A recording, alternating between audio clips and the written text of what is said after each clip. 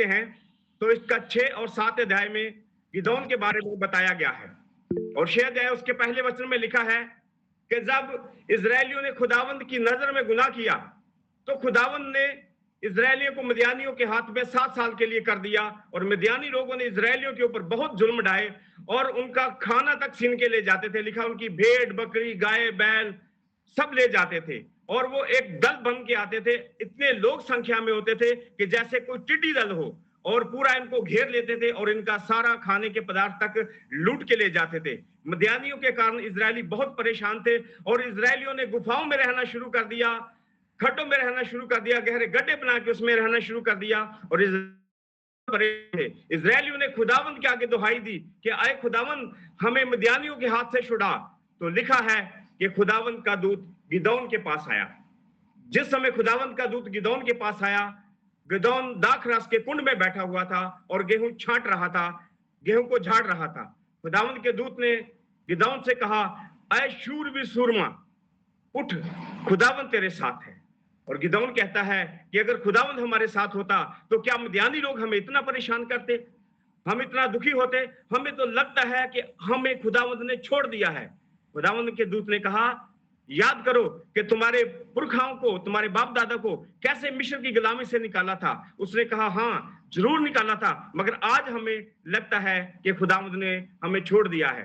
खुदावंद के फरिश्ता ने फिर कहा कि जा, तू मिद्यानियों के हाथों से इजरायलियों को छुड़ा।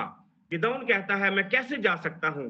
मैं अपने पिता के घराने में बहुत छोटा हूं और बहुत कंगाल हूं, कौन मेरी बात मानेगा?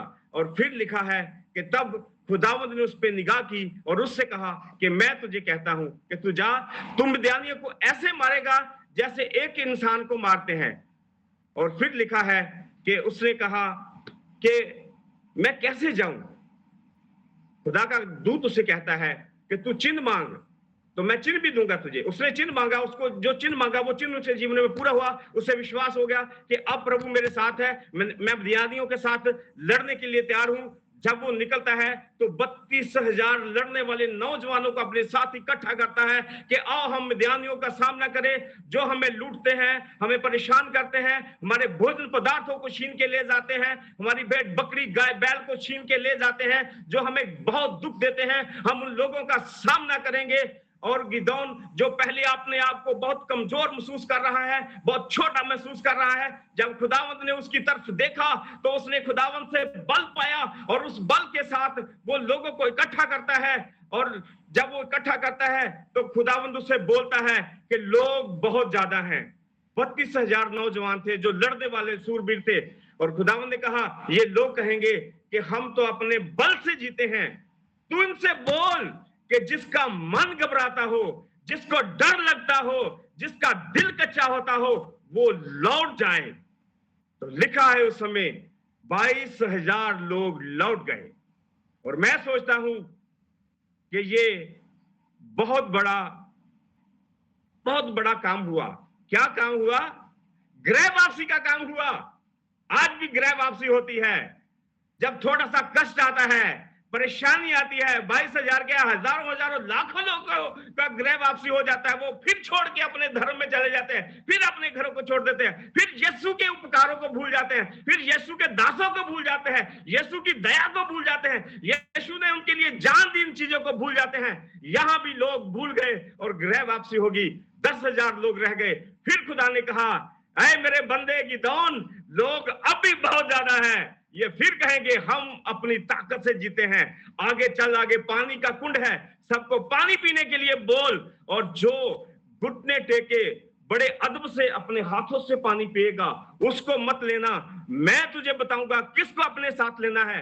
और मेरे भाइयों, जब खुदावंद का दास लोगों को कुंड के पास लेके जाता है तो लिखा कि कुछ लोगों ने कुत्ते की तरह चाट चाट के पानी को पिया, और उन लोगों की गिनती मात्र 300 थे। वो 300 लोग थे। खुदा ने कहा, हाँ यही लोग हैं जो मेरी तरफ से लड़ेंगे, यही लोग हैं जो मिद्यानियों को मार भगाएंगे। खुदावन ने उन लोगों को तैयार किया। आज मेरे प्रियो, गिदोन जब जाता है, और गिदोन ने बड़ी योजनाबंदी के साथ लोगों को लिया, खाली घड़े लिए, एक एक मिसाल ली, अपने हाथों में नरसिंगा लिया। उसने लोगों के कहा कि मिद्यानियों को हम घेर लेंगे चारों ओर से, और जैसा जैसा मैं करूंगा वैसा वैसा तुम करते जाना। गिदोन ने अपना नरसिंगा फूका और खाली घड़ा जमीन पे पटक दिया, घड़ा टूट गया। सब लोगों ने अपने नरसिंगे फूके और घड़ों को तोड़ दिया और मिशालों को हाथ में लिया और जोर से चिल्लाकर कहा, यहोवा की तलवार, गिदोन की तलवार। मद्यानी डर गए और रात का समय था, वो इतने पजल हो गए, उन्हें पता नहीं चला क्या हुआ, वो आपस में ही कट के मर गए। हालेलुया। गिदोन को किसी के ऊपर तलवार चलाने की जरूरत नहीं पड़ी, वो 300 लोगों को किसी के ऊपर तलवार चलाने की जरूरत नहीं पड़ी। खुदावंद ने उनके वैरियों को उनके सामने से मार गिराया। और जो गिदोन अपने आप को कमजोर कह रहा था, जो एक किसान आदमी था, किसान का काम खेती किसानी करना है, भोजन पदार्थों को पैदा करना है, फल उगाने का काम है, किसान का काम लड़ाई करना नहीं है। किसान कोई सेनापति नहीं होता, मगर यहाँ एक साधारण आदमी को जब प्रभु ने उसकी ओर देखा, उसने प्रभु से बल पाया और वो एक सेनापति बन गया और एक बड़े युद्ध को उन्होंने प्रभु के नाम से जीत लिया। मेरे प्रियो, इस कहानी से हम ये सीखते हैं, ये मॉरल, ये निष्कर्ष ये निकलता है कि आज आप भी गिदोन की तरह सोचते होंगे, अरे मैं बहुत कमजोर हूं, मैं अपने पिता के घराने में बहुत छोटा हूं, मेरी कलीसिया बहुत थोड़ी है, मुझे बाइबल पढ़ना नहीं आता, मुझे कोई इंस्ट्रूमेंट बजाना नहीं आता, मेरा गला अच्छा नहीं है, मैं अच्छे से गा नहीं पाता, मेरे पास कोई दान नहीं है, कोई वरदान नहीं है, कौन मेरी सुनेगा, मैं सेवकाई नहीं करूंगा। आज निराश नहीं होना। गिदोन भी निराश था और शुभ के बैठा था, कहां?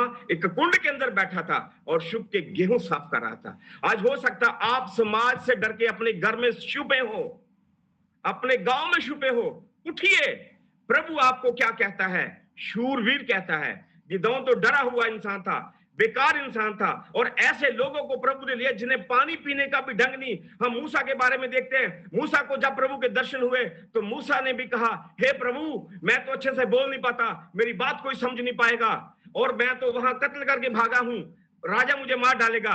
खुदा ने कहा, मैं तेरे साथ हूं, मैं तेरे लिए तेरे भाई को खड़ा करूंगा, वो तेरी जगह बोलेगा, वो तेरा मुंह बनेगा और तू उसका परमेश्वर बनेगा। हालेलुया। मेरे प्रियो, और प्रभु ने अपनी रूह से भर के मूसा को इस्तेमाल किया और बनी इस्राएल को वहां से छुटकारा दिया, गुलामी के घर से निकाला।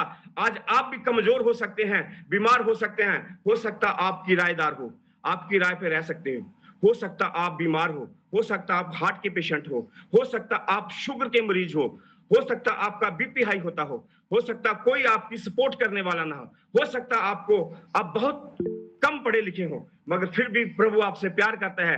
जब आप प्रभु के पास आओगे तो प्रभु एक कमजोर व्यक्ति को सूरवीर बना सकता है, जैसे गिदोन को बना दिया। इसी प्रकार प्रभु आपको आज सूरवीर बनाने के लिए खड़ा है। जरूरत है आप प्रभु के पास आ जाएं और आप पूर्ण तौर पे प्रभु के आगे समर्पित हो जाएं और कहें, प्रभु मुझे गिदोन की तरह इस्तेमाल कर, ऐ मेरे खुदावन मुझे मूसा की तरह इस्तेमाल कर। और मैं विश्वास दिलाता हूं, डरिए नहीं, खुदावंद एक डरपोक इंसान से आपको शूरवीर बनाना चाहता है। वचन में लिखा है कि डरने वाले खुदावंद के राज में दाखिल नहीं हो सकते।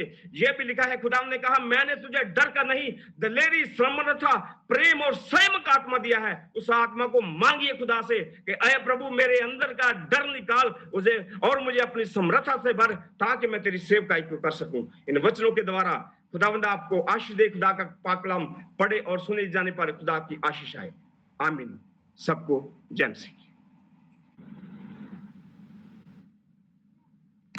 मैं करूं?